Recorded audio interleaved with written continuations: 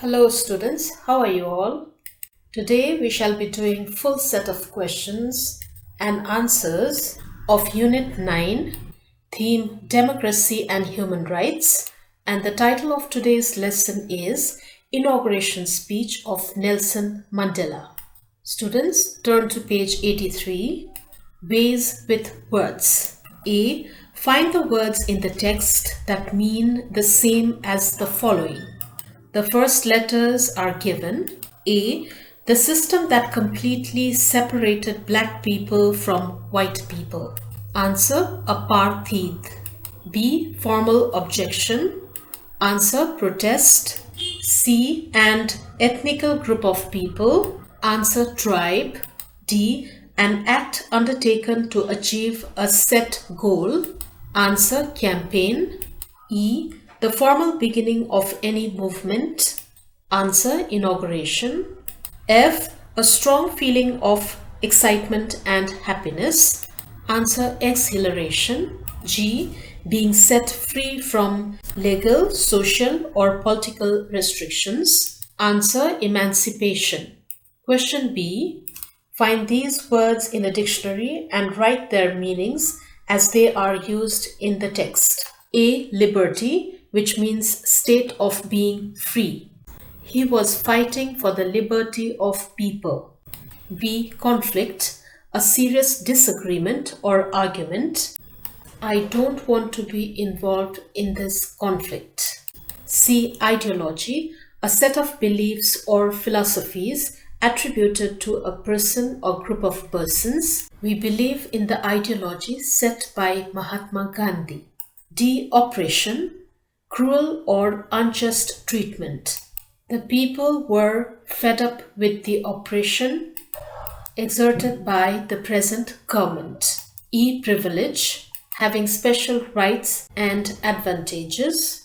The people of that village are privileged to have electricity and clean drinking water.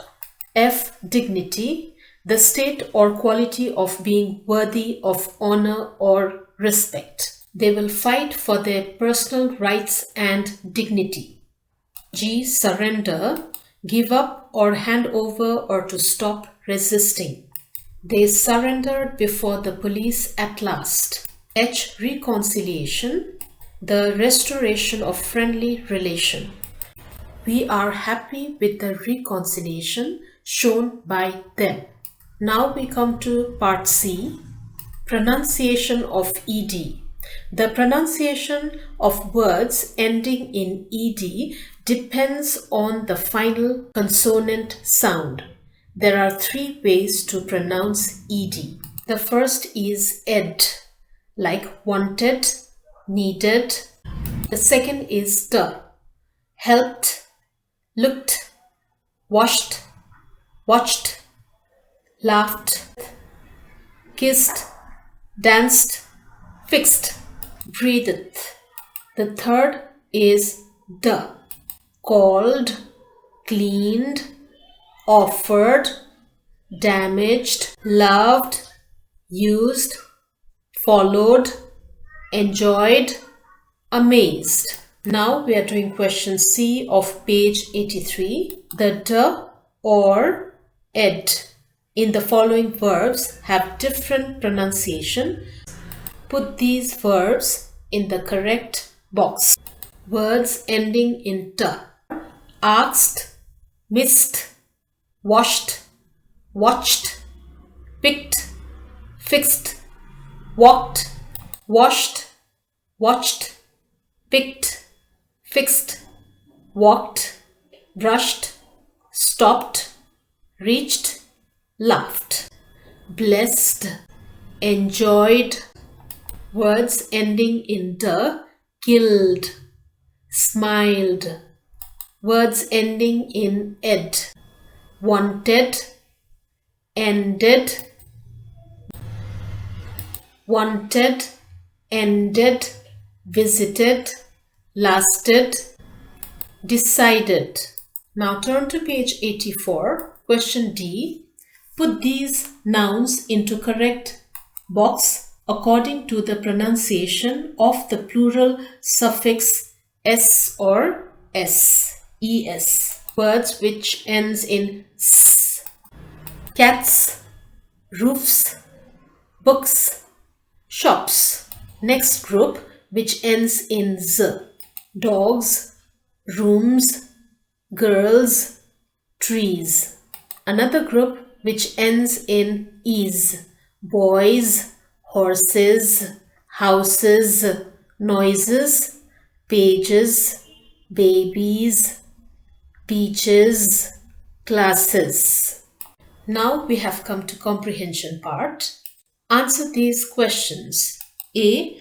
What were the restrictions imposed on the blacks in South Africa? Answer. The blacks were completely restricted to mix up with white people. The system that completely separated black people from white people was called apartheid. There were racial segregation, political and economical discrimination against non-whites. B. Why was Mandela arrested? Answer. Mandela sacrificed his private life and his youth for his people. He continued to oppose the apartheid policies of the ruling National Party. Nelson Mandela and the other ANC leaders organized strikes and several other protests. Mandela was charged with organizing an armed wing of the ANC for which he was arrested in 1962. C. How did he describe racism and racial oppression? Answer. Nelson Mandela wanted all people of all races to have equal rights in South Africa. Free Mandela became a rallying cry throughout the world. Mandela talks about the depth of the pain that they all had carried in their hearts as they saw their country tear itself apart in a terrible conflict, and as they saw it spurned, outlawed, and isolated by the people of the world precisely because it has become the universal base of the pernicious ideology and practice of racism and racial oppression. D. Why did he thank all the international guests? Answer. He thanked all the international guests for having come to take possession with the people of their country of what is, after all, a common victory for justice, peace, and human dignity. He said that in that way, unitedly only, they can tackle the challenge of building peace, prosperity, non-sexism, non-racism, and democracy. E. Why did he think that people in his country had achieved political emancipation? Answer. He thought that people in his country had achieved political emancipation as they were able to liberate their people from the continuing bondage of poverty, deprivation, suffering, gender, and other discrimination. They succeeded to take their last steps to freedom in conditions of relative peace. They were committed to the construction of a complete, just, and lasting peace. F. What is the main point of Mandela's point? Answer. As all people, whether black or white, are born equal, they should be given equal rights. Based on their caste, creed, color, or religious background, no one has the right to dominate or suppress them in any way. People are born free, and each one of us has the right to live freely and peacefully on this earth. None of us acting alone can achieve success. Therefore, all the African people should act together as a united people for national reconciliation, nation building, and for birth of a new world. Now the critical thinking part. A. What does Mandela mean when he says, a rainbow nation as peace with itself and the world.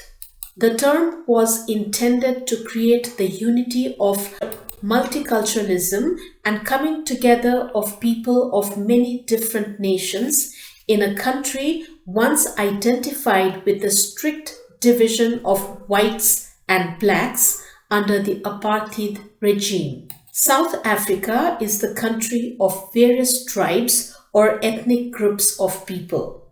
Before post-apartheid period, there was conflict of different races in South Africa.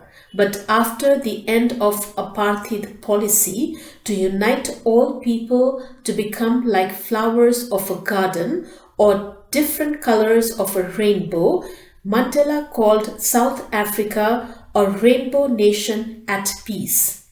All people will have peace, justice, equality, freedom, and prosperity in the country after getting liberty from the rule of minority of white people.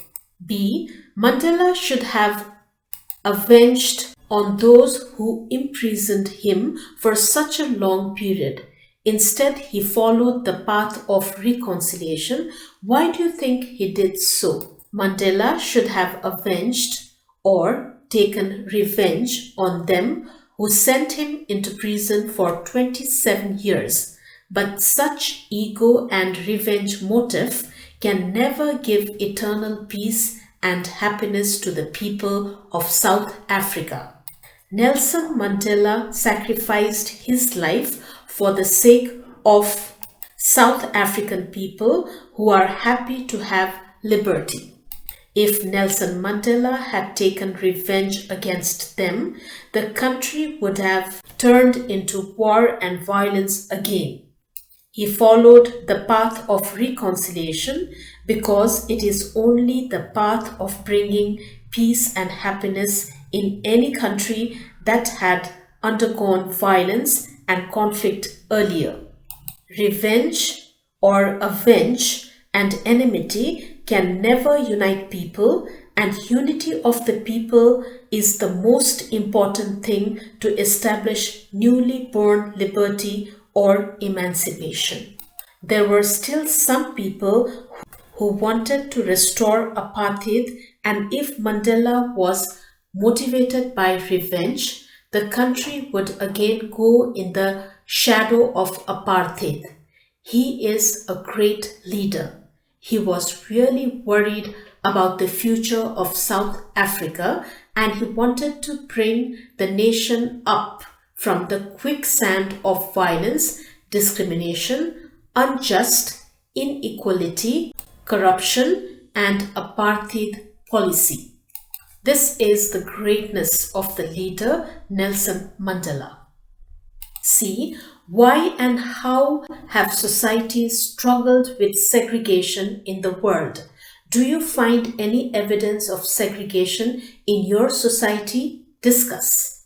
Segregation means an act or state of separating something or somebody apart from another.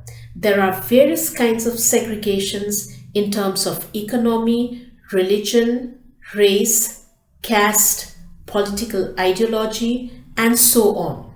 Each and every society in the world must have faced some kind of segregation at some time. Black American people struggled to end segregation in the USA through similar peaceful movement, just like in South Africa, which was led by Martin Luther King Jr. People fight against segregation by organizing several protests, movements, strikes, even following violence. Visionary leaders lead such movements and they become successful to end the segregation. In the past, until 1963, there was caste-based discrimination in Nepal. People from the lower class were segregated from the society, making them deprived of different social activities such as participating in social ceremonies and entering into Hindu temples. Because of various movements and formation of act and policies, no discrimination exists now. But despite of laws and policies, segregation exists in education system in terms of providing education to the children with disabilities. Inclusive education has become a great problem. As a result, many such children remain out of school. Now comes the writing part. Question A. Nepal has a topsy-turvy political history. Many changes have been observed in different times. Write a short biography of any Nepali freedom fighter, incorporating the changes brought under his or her leadership. What is a biography? A biography is a true story about someone's life. Biographies tell about famous people or ordinary people who have done exciting things. They usually center on one person's life and how they have contributed to the world. The word biography means life writing, and two halves of the word derive from medieval Greek bios, which means life, and graphia, which means writing. The main purpose of writing a biography is to tell a story about another person. Biographies typically include content about a subject's career, education, and personal life. Authors typically write biographies in the third person, and the author is typically an external party, not the subject of the story. As we said, a biography, or simply bio, is a detailed description of a person's life. It involves more than just basic facts like education, work, relationships, and death. It portrays a person's experience of these life events. Biographies are how we learn information about another human being's life. Whether you want to start writing a biography about a famous person, historical figure, or an influential family member, it's important to know all the elements and make a biography worth both writing and reading. The purpose of a biography is to share the life of another person with the audience. An author may choose to write a biography because they find the subject story to be interesting or to have themes that apply to life today. Some authors choose to write a biography due to a lack of information about an interesting subject or to update the public with facts that an exciting biography may have missed.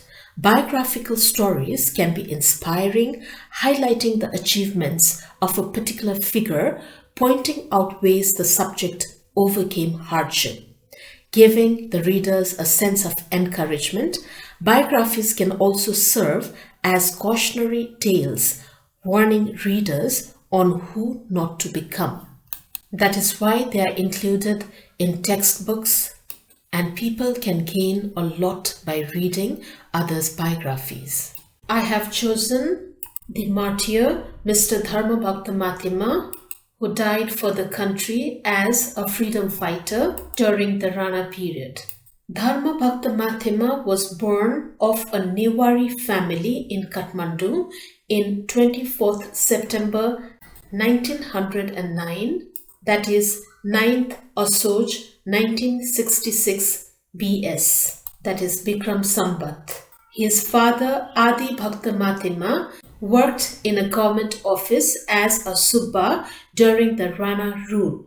He often went to India to purchase things for the Ranas. He met learned men in India and understood the importance of education. He received his basic education in Sanatan Madhyamik Vidyalaya in Darjeeling, after which he went to the Scottish Church College in Calcutta to get an intermediate in arts, that is IA degree. He was a professional bodybuilder as well as a founding member of Praja Parishad. He introduced modern bodybuilding techniques in Nepal. Besides bodybuilding, he was actively interested in politics. At that time, the struggle for the independence from the British Raj was gaining momentum in India. While in India, Dharmabhakta had met Chitranjan Das and had joined in the struggle for Indian independence. He wanted to establish a political party and settle in India itself. But for some reason, he dropped that plan and returned to Kathmandu with an ardent desire for freedom from the Rana regime.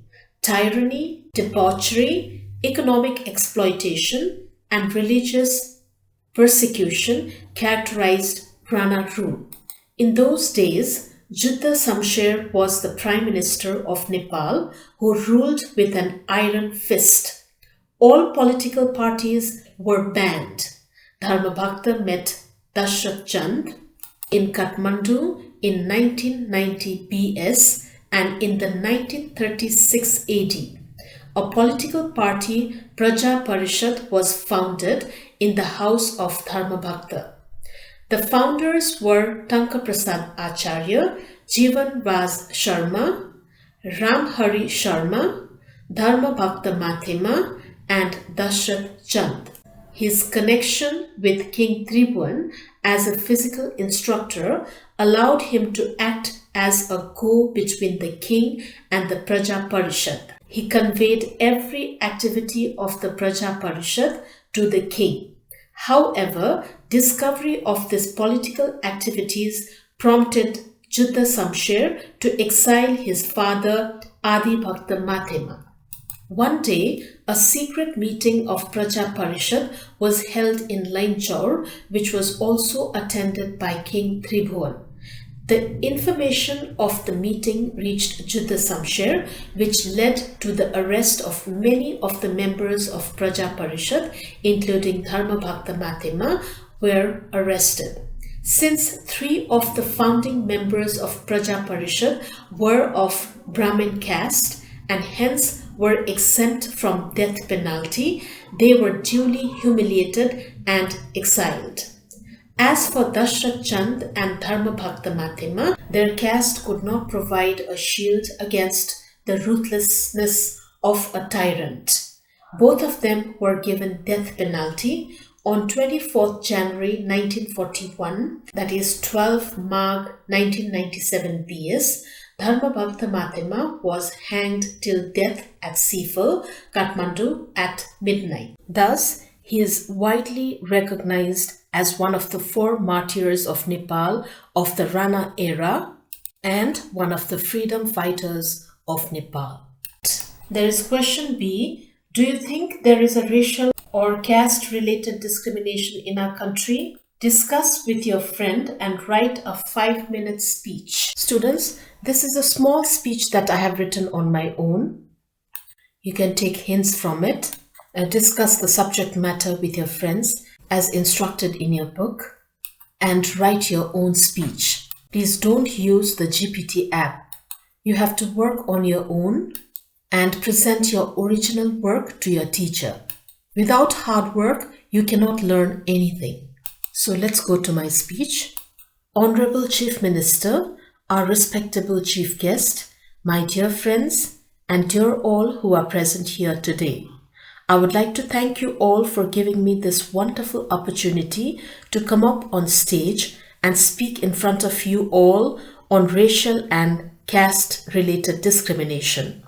I would like to begin by stating a very popular lesson given by our great King Prithvinarayan Shah, who is highly respected and regarded for the unification of our country, Nepal.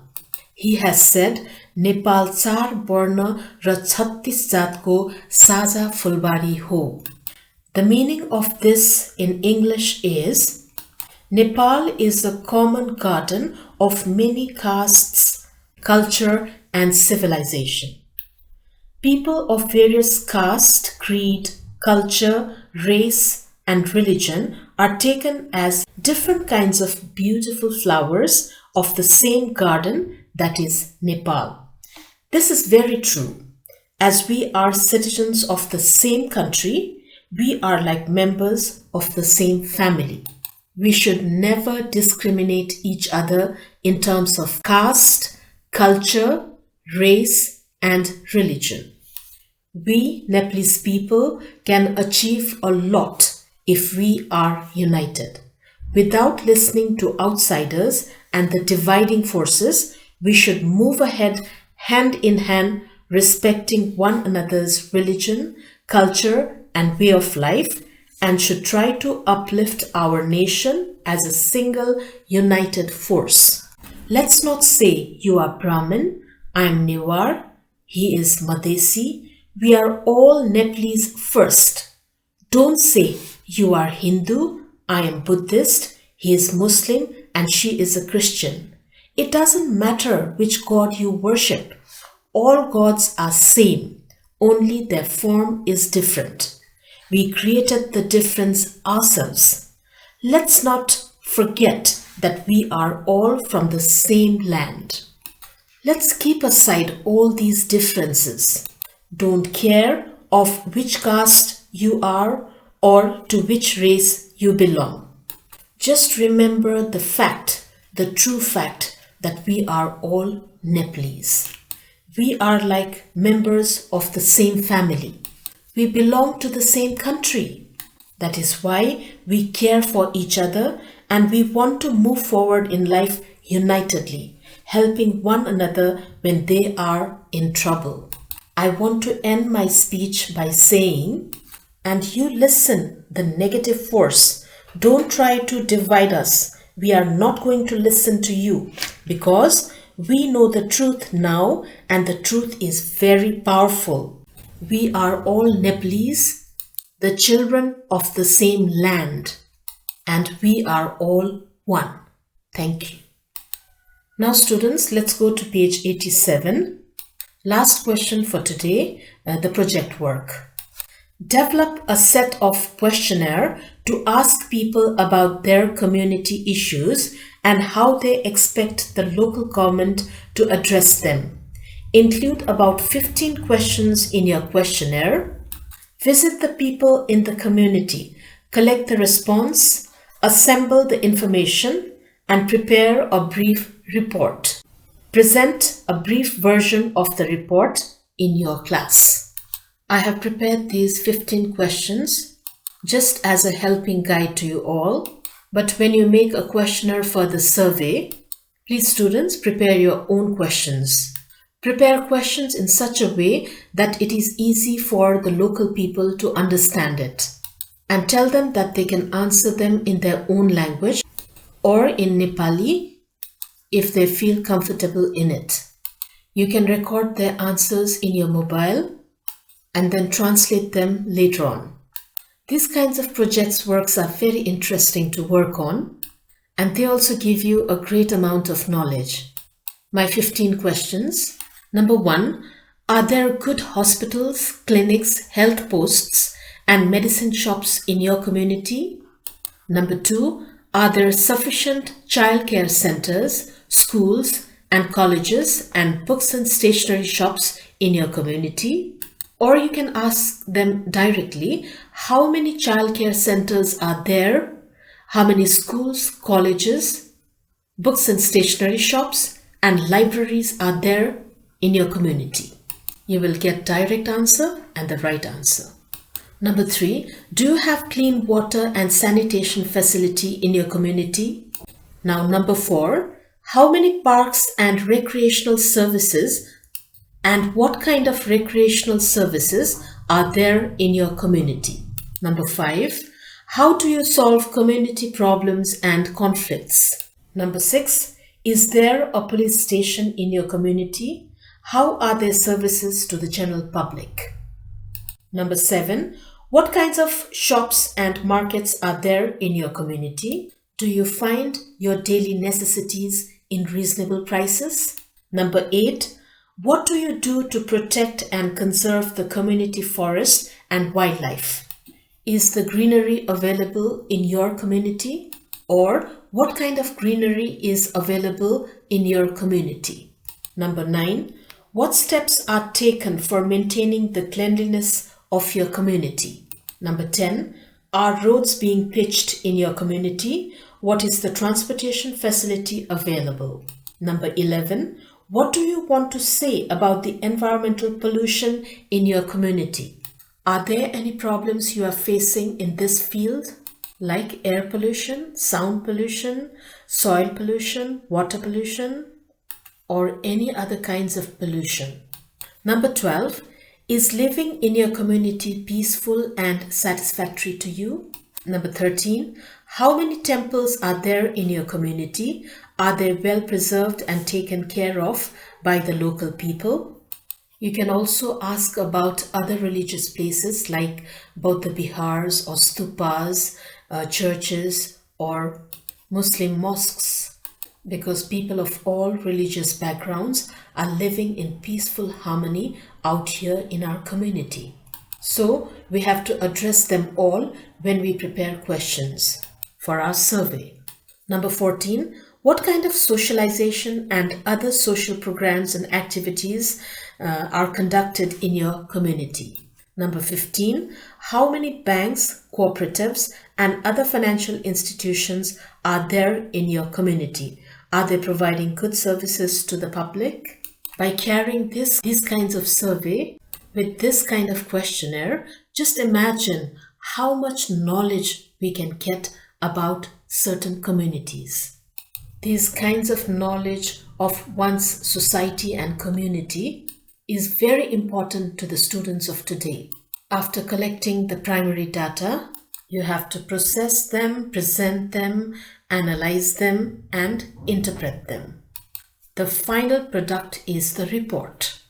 Now let's see what a report is. A report is a document that presents information in an organized format for a specific audience and purpose. Although summaries of reports may be delivered orally, complete reports are almost always in the form of written documents. Why reports are important? Reports are the backbone to the thinking process of the establishment or a person. Reports present adequate information on various aspects of the subject matter. The true knowledge on the subject or the situation are communicated through reports. Reports help people in decision making. A true and balanced report also helps in problem solving. Now, what are the elements of a good report? Reports should have features such as tables, graphics, pictures, voice, or specialized vocabulary in order to persuade a specific audience to undertake an action or inform the reader of the subject at hand.